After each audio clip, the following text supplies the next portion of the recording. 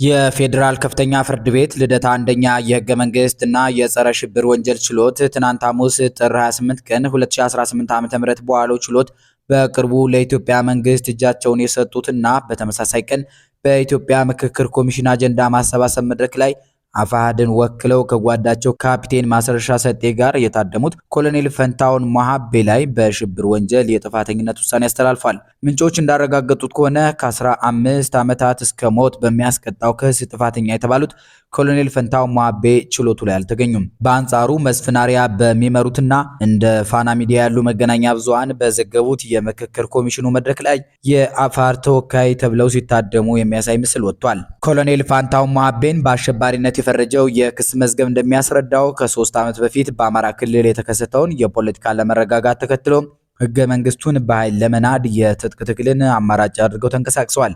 በዚህ ምክንያት ኮሎኔል ፈንታውን ሞሀቤ በሽብር ወንጀል ተከሰው በፍርድ ቤት ትዕዛዝ ሲፈለጉ ቆይቷል። ግለሰቡ የፌዴራል ከፍተኛ ፍርድ ቤት በጋዜጣ ጥሪ ቢያደርግላቸውም ሊገኙ ባለመቻላቸው የቀረበባቸውን ክስ መከላከል አልቻሉም በሚል በድርድር አዲስ አበባ ገቡ በተባለ በቀናት ውስጥ ከ15 ዓመት እስከ ሞት በሚደርስ የወንጀል ቅጣት ጥፋተኛ ሆነዋል ሲል ፍርድ ቤቱ በይኗል። የአፋሕድ ምክትል ሊቀመንበርና ወታደራዊ ዋና አዛዥ እንደነበሩ የሚነገርላቸው ኮሎኔል ፈንታውን ሞሀቤ የሰላም አማራጭን ተቀብለው ለመንግስት እጅ መስጠታቸው ብዙ ሲያነጋግር ነበር። ኮሎኔል ፈንታውን ጥፋተኛ የተባሉት በነ ዶክተር የወንዶሰን አሰፋ፣ መስከረም አበራ፣ ጋዜጠኛ ጎበዜ ሲሳይና ጋዜጠኛ ዳዊት በጋሻው በሚጠራው መዝገብ ስር ተከሰው ነው። ቀጣዩ የብይኑ አፈጻጸምና አንደምታው አጓጊ ሆኗል። እስከዚያ ኮሎኔሉን በተመለከተ የሚባለውን እናጫውታችሁ። ኮሎኔል ፈንታውን ሞሀቤን ደጋፊዎቻቸው የዚህ ዘመን የፋኖ የትግል ክስተት ዘፌኖመነን ይሏቸው ነበር። በዚያ ላይ አእምሯቸው ፈጣንና ከፌራሪ የሚነጻጸር ከመሆኑ የተነሳ ለውጊያ የሚያገለግለውን የአሸዋ ገበታ በእጅ መዳፋቸው ወይም በቁራጭ ወረቀት ላይ አስፍረው ሲያብራሩ አጃይብ ያስብላሉ እያሉ ያደንቋቸዋል። የትግል ንጉስም ናቸው፣ ሁሉንም ነገር ያሟሉ የሚሏቸውም አጋጥመውናል። ያለቀ ሐሳብ ያላቸው ሰው ናቸው የሚባልላቸው ነበር። የአምባገነኖች አበሳም ተሰኝቷል። የሻዕቢያ ሰራዊት፣ የህወሓት ካድሬዎች እንዲሁም የደርግ ወታደሮች የእሳቸውን ስም ሲሰሙ ይሸበራሉ ይባላል። ምክንያቱም ከጾረና ግንባር እስከ አዲስ አበባ ከዋክ ኮረብታዎች እስከ ወሎ ተራራማ ቦታዎች በጠመንጃ ቋንቋ አናግረዋቸዋልና። ሞሀቤ፣ ሞሀባና የመሳሰሉ ተለዋዋጭ የአባታቸው ስሞች ለአጠራር ያስቸግራሉ። እኛም እንደተመቸን እየጠራናቸው እንቀጥላለን። አንቱታም ላናሟላ እንችላለን። ግን ስለ ሰውየው ማንነት፣ የትግል ታሪክ፣ የእጅ መስጠታቸው ምክንያት፣ ቀጣይ ጣፋንታቸውና እሳቸውን ይከተላሉ የተባለላቸውን የፋኖ መሪዎች ማንነት የከሸፈ ዝግጅት ይዘናልና በጥሞና አንቱታውንም ስማቸውንም ሳትጨነቁበት ጉዳዩ ላይ ብቻ ተኩራችሁ እንድትታደሙልን እንጋብዛለን። 2 ጊዜ ማርኬ 2 ጊዜ አስታጥቄው ውጊያን ላለመድኩት ለብርሃኑ ጁላ ነው ወይ እጄን የምሰጠው? አገላለጹ የኮሎኔል ፈንታውን ሞሀቤው ነው ተብሎ ከወር በፊት በፋኖ ደጋፊ መገናኛ ብዙሃን ላይ እየሰፈረ ነበር። እኒህ ቃላት በተነበቡ በ35ኛው ቀን ኮሎኔል ፈንታውን ሞሀቤ እጅ መስጠታቸው ተረጋገጠ። እነሆ የአማራ ፋኖ ህዝባዊ ድርጅት አፋሕድ የወሎ ጠቅላይ ግዛት እዝ ወታደራዊ አዛዥ ሆነው የቆዩት ኮሎኔል ፈንታውን ሞሀቤ ውጊያን ለማመድኩት ላሉት መንግስት እጃቸውን ላይ ብለው አቀበሉ። እኔ እኮ አማራ ነኝ፣ ግፍን ተጸይፌ ግፈኛን ልቀጣ የወጣሁ የሚይዝ እንጂ የሚያዝ እጅ የለኝም፣ ምክንያቱም አማራ ነኝ፣ አማራነት ወይም ሞት ብለው ከተናገሩ 2 ወር ሳይሞላቸው የሆነው ሁሉ ሆነባቸው። ኮሎኔል ፈንታውን ሞሀቤ በዚህ ትውልድ የፋኖ ትግል በግንባር ቀደምትነት ከሚጠሩ አንጋፋ ሰዎች መካከል አንዱ ናቸው። በፋኖ ትግል ውስጥም ከውጊያ አገልግሎታቸው ባሻገር የእስልምና እምነት ተከታይ በመሆናቸው ፋኖ ሙስሊም ጠል ነው የሚለውን ትርክት በመስበር በዚያ ላይ ኮሎኔልም ናቸውና ትግሉ የገበሬዎች ወይም ጥቂት የተማረሩ ሰዎች ብቻ አለመሆኑን እንዲሁም ፋኖ የፕሮፌሽናል ተዋጊዎች ስብስብ መሆኑን እንደ ማሳያ ከሚጠቀሙባቸው ጥቂት ግለሰቦች መካከል ነበሩ። እኒህ አንጋፋ ሰው ወደ መንግስት ከመግባታቸው ወይም ከእሳቸው በተቃራኒ እንደቆሙ ሰዎች አገላለጽ እጅ ከመስጠታቸው አሊያም እሳቸውና የገቡለት መንግስት እንደሚሉት ከመስማማታቸው በፊት ይሄ መንግስት ለአማራ ህዝብ የህልውና ስጋት ነው፣ ስለዚህ በነፍጤ ታግዬ የህዝቤን ህልውና አስጠብቃለሁ ብለው ጫካ ገብተው በፋኖ የትግል ታሪክ የመጀመሪያውን የወረዳ ከተማ ከኮሎኔል ሞገስ ዘገየ ጋር በመሆን የተቆጣጠሩ የወሎ ተራሮች ላይም እንደልባቸው ሲፈነጩ የነበሩ ናቸው። ኮሎኔል ፈንታውን ሞሀቤ የኢዴን ታጋይ ሆነው ደርግን የጣሉ ሲሆን ስማቸው ግን በጉልህ መነሳት የጀመረው በኢትዮ ኤርትራ ጦርነት ወቅት በጾረና ግንባር ጀብዱ ከፈጸሙና ባይድመ ላይ ከነ ብርጋዲየር ጀነራል አሳምነው ጽጌና ጀነራል ተፈራ ማሞ ጋር ሆነው የኢትዮጵያን ሰንደቅ ዓላማ ካውለበለቡ በኋላ ነው።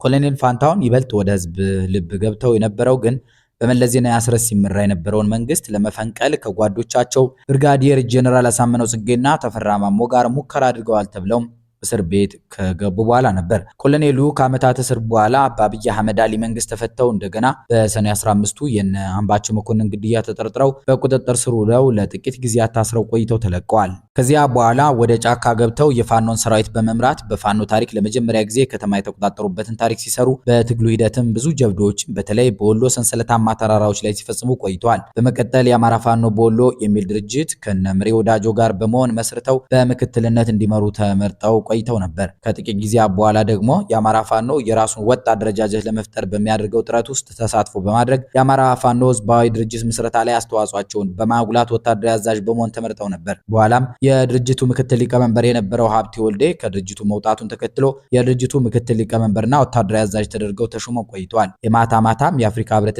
ኢጋድ ያስተባበሩትን አፋሕድን ከመንግስት ጋር የማደራደር ሂደት እሳቸው ተቆጣጥረውት በነበረው ዳውንት ከተማ በብቃት አስተናግደዋል ይባላል።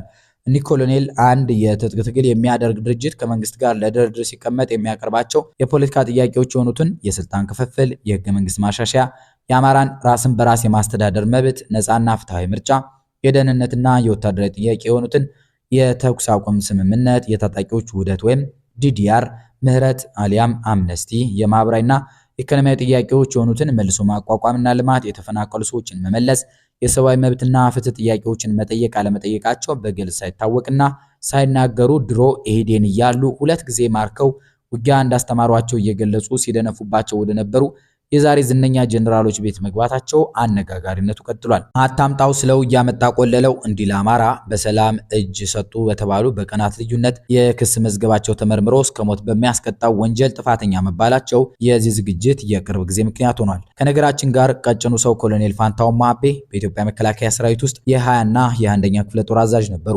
ተኳሽነታቸው በብዙዎች ከተመሰከረላቸው ሰዎች መካከል አንዱ ናቸው። ኮሎኔል ፋንታሁን ማቤ ልክ ፋኖ በኢትዮጵያ መንግስት ላይ ተኩስ የጀመረ ሰሞን ያሳምነው ምትክ ይባል ነበር። እየቆየ ሰርጎ ገብ ነው የሚሉት ተነሱ። በቅርቡ ደግሞ የብልጽግና ቀኝ እጅ መባል ጀምሮ ነበር።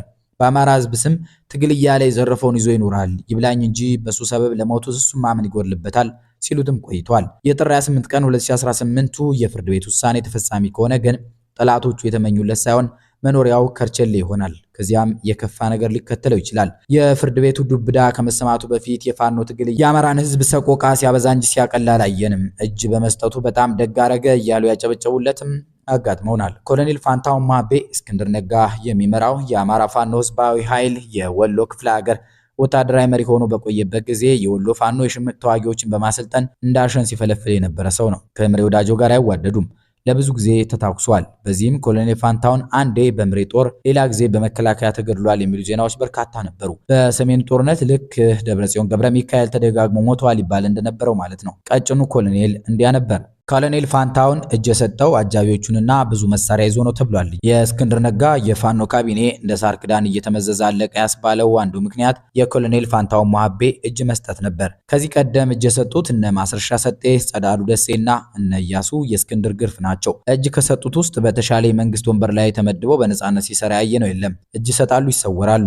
አንዳንዶቹ በቁም እስር ላይ ናቸው ሲሉ፣ ሌሎቹ ደግሞ ከደህንነት መስሪያ ቤቱ ጋር በስውር ፋኖን እያጠቁ ነው ይላሉ። በቅርቡ እጅ የሰጠው ካፒቴን ማስረሻም ከኢትዮጵያ መንግስት 50 ሚሊዮን የኢትዮጵያ ብር ወደ ኢትዮጵያ ንግድ ባንክ የሂሳብ ቁጥሩ ገቢ እንደተደረገለት ማስረጃዎች ቀርበው ነበር። ስለሆነም እነዚህ የፋኖ መሪ ነበርን ባዮች እጅ ከሰጡ በኋላ የሚገጥማቸው የኢኮኖሚ ቀውስ እንደሌለ የሚያሳይ ተደርጎ ተወስዷል። የህግ ተጠያቂነት እንደማይለቃቸው ግን የኮሎኔል ፋንታሁን ማሃባው ሰሞነኛ አጋጣሚ ምስክር ሆኖ እየቀረበ ነው። ሰውየው ጫካ ሳለ ጦሩ በገበሬው ዘንድ ተወዳጅ ነበር ይባላል። አክቲቪስቶቹ አይዘርፍም፣ አስገድዶ አይደፍርም እያሉ ማመስግነው ተመልክተናል። የኮሎኔል ፋንታሁን ማሃቤ ጓደኞች በመከላከያ ውስጥ ጥሩ ደረጃ ደርሰው እሱ ያለ ቦታው ወርዶ ቆይቷል የሚሉም አሉ። ወደ መንግስት መመለሱ ጥሩ ነው እያሉ የሚያሞካሹትንም ታዝበናል። ኮሎኔሉ እጁን ለመንግስት የሰጠው ትግሉ ፈር በመሳቱ ፋኖ ከዋትና ሻቢያ ጋር እየፈጠረው ነው የተባለውን ጽምዶ ባለመፈለጉ ነው የሚል ውዳሴም ቀርቦለት አይተናል። ይህ ሁሉ ቢባልም እስክንድር ነጋ ይመራው የነበረው አፋሕድ ሰኞ ጥር 4 ቀን 2018 ዓ.ም ባወጣው መግለጫ ኮሎኔል ፋንታሁን ከድርጅቱ ሙሉ በሙሉ መታገዱን እወቁልኝ ማለቱ አይዘነጋም። የእስኬው ደብዳቤ ስራ ልትለቁ ስትሉ ቀድሞ ያወቀ አለቃችሁ ሲበሳጭ አባረሬዋለሁ ብሎ እንደሚጽፍባችሁ ያለ ነበር። አፋሕድ ኮሎኔሉ ለምን እንደታገደ ሳይገልጽ የፋኖ አንድነት እውን ሊሆን ጫፍ ላይ በደረሰበት በዚህ ወቅት በተደረገ የማጥራት ግምገማ ፋንታው ሞሀቤ መቀነስ አስፈላጊ ሆኖ ተገኝቷል ማለቱም ትኩረት መሳቡ ይታወሳል። ሌሎች መረጃዎች ደግሞ ኮሎኔሉ ከአፋሕድ የታገደው በፈቃዱ ለመንግስት እጅ በመስጠቱ ነው ብለዋል። ሁላ የእስክንድር ነጋ መግለጫ የማስመሰል እንጂ ከልብ የወጣ አይደለም ብለው ይጻፋሉ። ተከትሎ የሚመጣው ጥያቄ ቀጣይ ምን ያደርጋል የሚለው ነበር። ጥያቄውን በጊዜው ለአንድ ኢትዮጵያዊ ጋዜጠኛ አንስተንለት ነበር። የኮሎኔል ፋንታው ሞሀባው ቀጣይ ዕጣ ፈንታ የሆነ ጸጥታ ኃላፊ ተደርጎ መሾም ወይም ከርቸሌ መውረድ አሊያም ስደት ይሆናል ብሎናል። ከሳምንታት በኋላ ዛሬ ላይ ሆነን ስንገመግመው ከምንጫችን ትንበያዎች አንዱ የሆነው ከርቸሌ መውረድ አይቀሬ ነው እየተባለ ይገኛል። ያሬድ ሙሉነህ የተባሉ ጸሐፊ ኮሎኔል ፋንታው ሞሀባውን አስመልክተው ባስነበቡት መጣጥፍ ኮሎኔሉ እጅ ሊሰጥ የነበረው ማስረሻ ሰጤ እጅ ሊሰጥ የነበረ ጊዜ መሆኑን ሁኔታዎች ቢገልጹም ሳይሳካለት በመቅረቱ ለጊዜው ማስረሻን አሳሳች አድርጎ በማቅረብ ሊተርፍ ችሎ ነበር። በቂ ምልክቶች እየታዩ ኮሎኔሉን አፋሕድ በቁጥጥር ስር ያለዋለበት ምክንያትም ግልጽ አይደለም። ለነገሩ አማራነት በአፍጢሙ ተደፍቶ አካባቢያዊ ጥብቅና መቆም ትግል በሆነበት በዚህ ጊዜ እንዲህ ያለ ውሳኔ ማሳለፍ ቀላል ላይሆን ይችላል። ድርጅቱ ኮሎኔሉን ጨክኖ ሊያስረው ሲገባ የተለመደ ጩኸት ፈርቶ ጉዳዩን ማለዘቡም ልክ አልነበረም። የመስፍን ከፍለኝና ማስረሻ ሰጤ ምልክቶች ሲታዩበት የነበረው ኮሎኔሉ በክትትል ላይ መሆኑንም ሲያውቅ ሰሞኑን ወሎ ላይ በነበረው የግንባር ተጋድሎ ከፊት ሆኖ ውጊያ በመምራት እጅ የማይሰጥ ለማስመሰል ሊያሳስታቸው ሞክሯል፣ አሳስቷቸዋልም ብለዋል።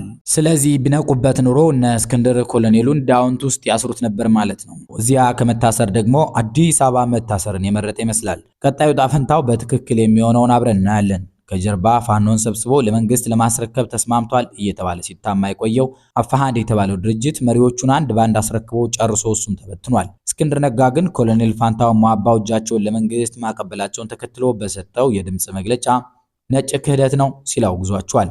ከፋኖ ትግል ደጋፊዎች መካከል አንዱ ፋሲሌን ያለም ይባላል። በኮሎኔል ፋንታው ሞሀባው እጅ መስጠት ዙሪያ ሲጽፍ ኮሎኔሉ በአቅማቸው ለአማራ ሕዝብና ላመኑበት ዓላማ ታግለዋል፣ እስካሁን ለከፈሉት መስዋዕትነትም ሊመሰገኑ ይገባል ብሏል። ያም ሆኖ ኮሎኔሉ ከነ ምሬ ወዳጁ ኃይል ጋር በተፈጠረ ልዩነት ራሳቸውን ችለው በመንቀሳቀሳቸው የወሎ ኃይል ከሁለት ተከፍሎ ቆይቷል የሚለው ፋሲል የማስረሻ እጅ መስጠት ጎጃም በአንድ አመራር ስር እንዲሆን እድል እንደፈጠረለት ሁሉ የኮሎኔሉ እጅ መስጠትም ወሎ በአንድ እዝ ስር እንዲገባ ስለሚያደርገው ለፋኖ የሚጠቅም እንጂ የሚጎዳ አይሆንም ሲል ተከራክሯል። ፋሲሌን ያለም በዚህ ጽሑፉ የፋኖ አንድነት በዚህ ሳምንት ውስጥ የሚበሰር ከሆነ ከስልጣን ወይም ከሌሎች ህዝባዊ ካልሆኑ ግላዊ ፍላጎቶች ጋር በተያያዘ ለቀው የሚወጡ ብዙ ሰዎች እንደሚኖሩ ይጠበቃል ሲል ፍንጭ ሰጥቷል። ያም ባለ በቀናት ልዩነት አፋብን ተመስርቷል። እስካሁን በይፋ ፋኖን ለቆ የወጣ የፋኖ አመራር አልታየም። የአፋሕድ አመራሮች ብቻ እስክንድርን በሸዋ ገጠር ውስጥ ትተውት በትውልድ ከተማው አዲስ አበባ ሲንሸራሽሩ ሰንብተዋል። ያሬድ ሙሉነህ በጽሁፋቸው በጥቅሉ አፋሕድ ውስጥ ከመነሻው ጀምሮ እስካሁን ያለው ችግር የእስክንድር የአመራር አቅም ማነስና ቸልተኝነት በድርጅቱ ላይ የፈጠረው ቀውስ ውጤት ነው ባይ ናቸው። አክለውም ቀጣዩ እጅ ሰጪ እስክንድር ነጋ ወይም ሀቅ አለው ጸጋ ሊሆን ይችላል ብለዋል። ምናልባት ኮሎኔል ፋንታው ሞሀባው ከርቸሌ ከወረዱ ግን እስኬው ለ11ኛ ጊዜ ለመታሰር እጅ የሚሰጥ አይመስልም። የሆነ ሆኖ ኮሎኔል ፋንታው ሞሀባው የነበረበት ወሎ በተለይም ደቡብ ወሎ ቀስ በቀስ ከፋኖ እየጸዳች ይመስላል። በእርግጥ ቀደም ብሎም የፋኖ እንቅስቃሴ ሸዋና ወሎ ላይ ሲደርስ የአጋርነት ሚና ፍለጋ ሲኳትን ይታያል። ራሱን ችሎ መቆም ይሳነዋል። ይህ ነገር ከወሎና ሸዋ ፋኖ አፈጣጠር ጋር ይገናኛል።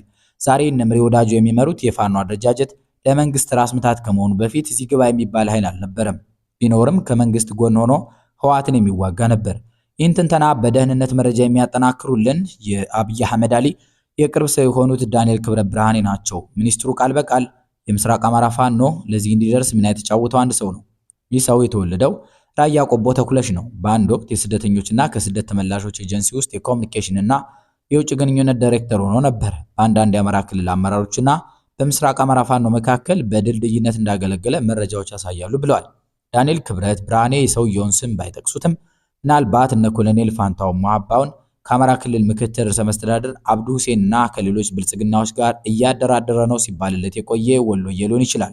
ባለፈው ዓመት ግንቦት ወር አብዱ ሁሴን እነ ኮሎኔል ፋንታው ሞሀባው ወዳሉበት ቀጠና ገብተው መደራደር ጀምረዋል መባሉ ይታወሳል። ያ ጊዜ ድርድር በፋኖ ኃይሎች በኩል የማያሳፍር ነገር መሆን የጀመረበት ነው። ብዙዎቹ ይህን የወጣቶች ሕይወት፣ የአረጋውያን አረጋዊነት፣ የህፃናት ተስፋ የሚሰዋበት ትግል ተራ ንግድ አድርገው መመልከት የመጀመራቸው ምክንያትም ይኸው ነው። ጸዳሉ ደሴ በተለያዩ ከተሞች ፎቅ ገዝቶ ከትግሉ ገለል ስለማለቱ ከተሰማ ዓመት ሊሞላው ነው። ካፒቴን ማስረሻ ሰጤ ለኮሎኔል ፋንታውን ሟባ ሊከፍትለት ሲል የምትታየው መኪና እንኳንስ እጅ መስጠት ሌላም ታስመኛለች። የፋኖ ትግል ከግል ጥቅም ማሳደድ ራቅ ማለት ተስኖታል መባሉም ለዚህ ነው። ዳንኤል ክብረ ብርሃንም የትርክት ዳና በረከት በሚሉበት መጽሐፋቸው ገጽ 273 ላይ አንድ የአማራ ክልል ባለሀብት በማያውቁት መንገድ በኩባንያው ውስጥ በሚሰሩ የጃውሳው ሰዎች በኩል በተመቻቸ እድል በተለያዩ ቦታዎች ያሉት የጃውሳው ወኪሎች የዘይት አከፋፋይነት እድል እንዲያገኙ ተደርጎ ነበር ሲሉ አስነብበዋል። የፋኖ ትግል እንዲህ ካለ ጥቅም አሳዳጅነትና ቀማኛነት ማለፍ አልቻለም ማለታቸው ነው። እናም የፋኖ እንቅስቃሴ